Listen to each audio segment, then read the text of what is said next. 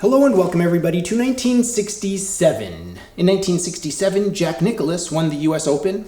I had to look that up. But you know what I didn't have to look up when you see 1967? Thurgood Marshall was appointed to the US Supreme Court, August 30th, 1967. I just remember that from school. I don't remember if that was when he was appointed or if that's when they actually got him into the Supreme Court. I'm not really sure. Anyway, it's funny, important dates in history that you just randomly remember from school. And that's one of them. So, as we all know the story of Arnold Palmer, I'll tell it again. I made the video about the 1964 version of these irons, which looked different, but I want this to be a standalone video, so I'll talk a little bit about this. So Arnold Palmer, on the heels of winning some major championships right at the turn of the decade from the 50s to the 60s, was like, let's, start up our own golf club manufacturing. And they, pro shops bought into it, and it was, really awesome for a few years. But right around that end of that decade, 67, 69, 70, the rights were sold to Sears. And so his clubs were appearing in Sears catalog, and the pro line shops were just like, nope, see you later, sir. We're not going to sell those clubs at that point because now those are a retail brand, not a pro line brand. And so for a few years, we have this treasure trove of Arnold Palmer pro line clubs, and this is one of them. The Arnold Palmer Tru Matic irons. So let's get this gem down in front of the camera on the review table and have a closer look. I think this is the only other Arnold Palmer Pro Line iron that came out before it became a retail brand. Either way, we're looking at Arnold Palmer here towards the sole. And then we have the AP banner logo right here. There's the muscle back, which moves to this thin top line. Let me show you that top line at address. Pretty squared off toe profile. On the sole, it says Tru Matic, Tru-Matic with the iron number, in this case the 5. Very thin sole. Spin around to the front here. Every time I see these grooves, I think I mentioned this in the last one too, it always reminds me of when there are fatigue cracks in metal. To stop the fatigue crack, they'll drill a hole out, and that's what it always reminds me of. It's just me. Spinning around the hosel right here, you can see somebody really likes forward slashes just all the way around, and the serial numbers on the ferrule. It looks like these are two clear rings right here, but they might be gold. They look clear, like it's just yellowed a little bit. We move up the stepped shaft.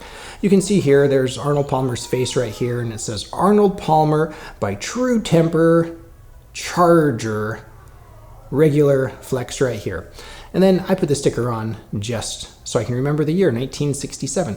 This is a tour wrap style tractor tire wrap grip right here. This is a Tacumac grip made in the USA. You can see here on the buttstock. So that said, it's a lovely looking blade. Look at that at address. Let's get this out into the simulator and collect some numbers. 1967. Arnold Palmer Tru Matic. Back in the days of Arnold Palmer as a pro line brand.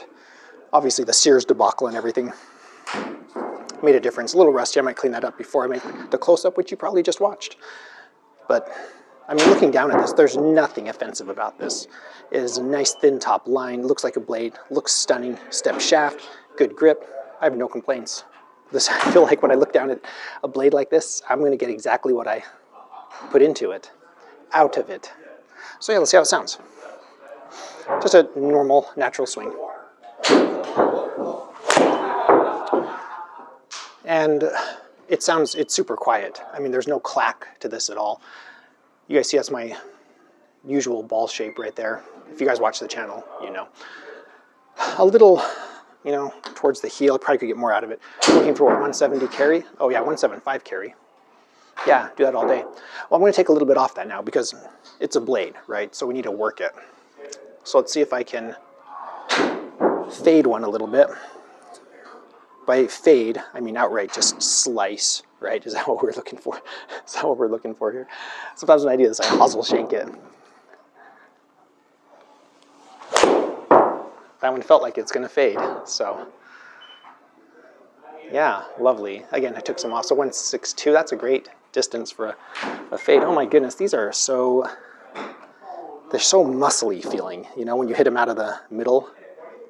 They're so soft. They sound so quiet, even indoors here. They just sound super quiet. Okay, I'm just going to take another shot, try to see if I can. I want to go into my hit it straight up the middle routine, which works, I would say, definitely 40% of the time. See, that was fat. What was I just saying? I'm going to try that one more time. Yeah, see, the nice thing about misses, yeah, look how high up on the face that was. The nice thing about misses with the blade is very consistently going to punish you from what you put into it. All right, we're trying to hit the center line here.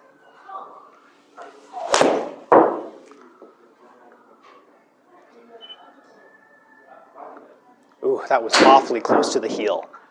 That was very close to the heel. Had pretty good carry. I would like a little bit more. It was because I mishit it.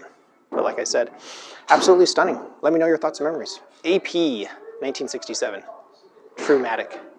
So this feels like a really good iron. It feels soft, it feels workable, it feels wonderful, okay? Just like the ones I reviewed, the 1964 version. Now, I would not choose this over the 1964 version, and not like we have to pick and choose, right? I could have both, but I'm just saying, this doesn't appeal to me as much. I think it's the design, I think it's the looks, it's the aesthetics. You know what I mean? It's like when you're, I don't know how everybody was raised, but when I was a kid, I always liked my food separated. Do you guys know what I mean? It's like, my mom's from Hong Kong, so we had Chinese dishes, so she eat white rice, and then things would just go in that rice, and I never liked that. I was like, no, put that on the side, don't mix it all up, I don't want it, just put soy sauce on the rice, and I'll eat the beef and broccoli separate, you know what I mean? Making me hungry just thinking about it. And so, like, it's all about looks, right? So to me, it's like when you mix it all together, like I remember the first time I had a casserole, that was rough, you know? It's like, oh, here's a casserole. I think I was at a friend's house, and I was just like, that does not, it's just a big slimy mountain just dripping, like slumped down, it's just like slimy. I was like, that doesn't really look very good. Oh, you know, after I tried it, it's like, oh, this is delicious, and I was fine with it. But this is a casserole, all right, Mr. Palmer? It just doesn't look as appealing for some reason to me as the 1964 Tru Matics look, to me. So I'll hold on to that set, and this is so far down the list, I doubt I'll ever get a set of these. However, that's just my opinion, right? Some of you might look at this and say, that's beautiful. You can imagine this just chrome, just pristine finished, and they feel amazing.